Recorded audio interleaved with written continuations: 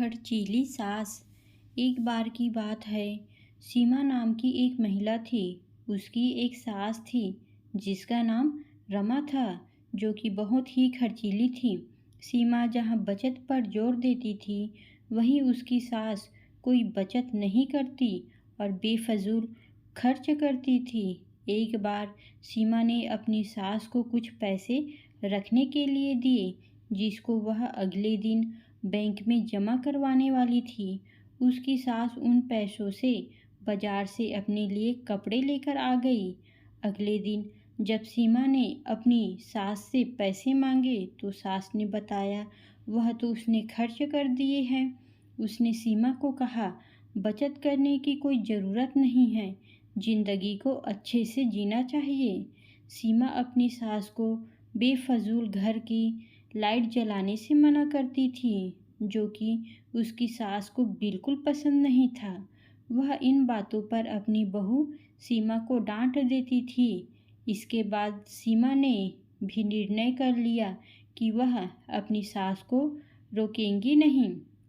सीमा ने इसके बाद अपनी सास के कमरे का बल्ब लाकर बदल दिया। सास के पूछने पर सीमा ने कहा कि अब वह जितना चाहे उतनी लाइट जला सकती है। एक दिन सीमा की सास को पकोड़े खाने की इच्छा हुई।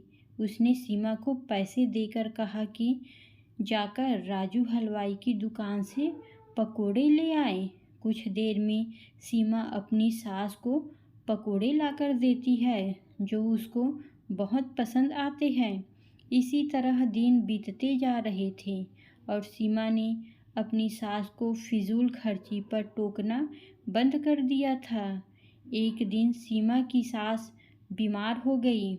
उसको जब हॉस्पिटल में भर्ती कराया तो डॉक्टर ने एक बड़ी बीमारी बताकर शहर के हॉस्पिटल में रेफ़र करने को कहा।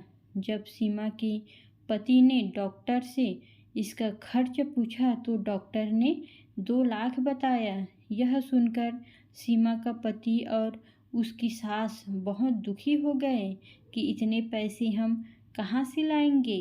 लेकिन सीमा ने डॉक्टर को अपनी सास को शहर के डॉक्टर को रेफ़र करने को कहा, जिससे उसके पति और सास हैरान हो गए।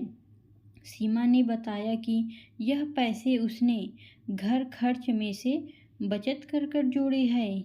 इसके बाद कुछ दिनों बाद सीमा की सास शहर में से अपना इलाज कराकर आ गई। अब वह पूरी तरह से स्वस्थ थी। उसने आकर सीमा से पूछा कि तूने इतने पैसे कैसे जोड़े? मैं तो तुझे बचत करते समय हमेशा मना करती थी।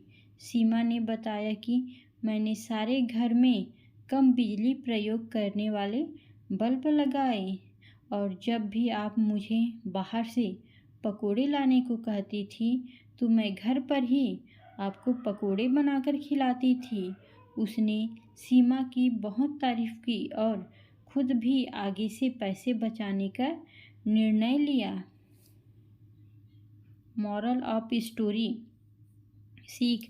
इस कहानी से हमें यह सीख मिलती है कि हमें फिजूल खर्ची से बचकर पैसे का सही इस्तेमाल करना चाहिए।